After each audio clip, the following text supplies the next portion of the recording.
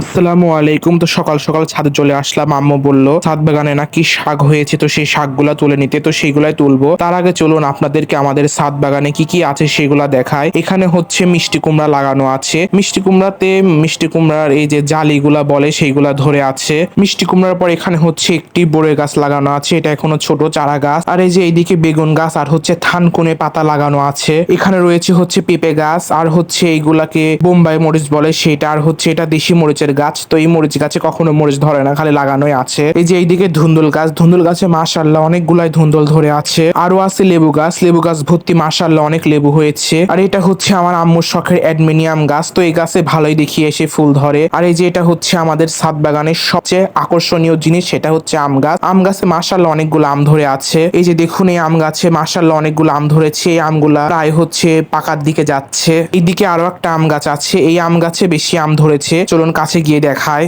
এই যে দেখুন এই আম গাছে বেশি আম এসেছে। এই আম গাছের আমগুলা প্রায় হচ্ছে পেকে যাচ্ছে। আরো হচ্ছে আমাদের ছাদ বাগানে তিনটা বড় বড় বড়ই গাছ আছে। এখানে হচ্ছে এই দুইটা আছে, আর ওইদিকে আরো একটা আছে। আর হচ্ছে যে এইদিকে পেয়ারা গাছ আছে। তারপরে যে পুদিনা পাতার গাছ লাগানো আছে, যাদের দরকার হয় আমাদের বাসায় এসে নিয়ে যাবেন। তারপরে যে এখানে লাগানো আছে হচ্ছে পেয়ারা গাছ। তারপর ওইদিকে আরো একটা পেয়ারা গাছ আছে। মোট তিনটা বড় বড় পেয়ারা গাছ আছে। আরো বেল গাছ লাগানো আছে। আমাদের ছাদ বাগানে আবার মুরগির খামারও করা আছে। আর হচ্ছে তো আমি তুলতে এসেছি শাক, তো শাকগুলা মাশাআল্লাহ অনেক সুন্দর হয়েছে। তো শাকগুলো এখন আমি তুলে নিব। আর একটা জিনিস আমি আপনাদের দেখাই, এই যে দেখুন এটা হচ্ছে যেসব সিমেন্টের বস্তা কিংবা এমনি মুরগির খাওয়ারের বস্তা থাকে সেইগুলাতে হচ্ছে এরকম ভাবে বানিয়ে আমার আম্মু হচ্ছে শাক লাগিয়েছে। প্রায় অনেকগুলাই শাক হয়েছে। এখন হচ্ছে নিচে চলে যাব। দেখা হবে পরবর্তী ভিডিওতে। আল্লাহ হাফেজ।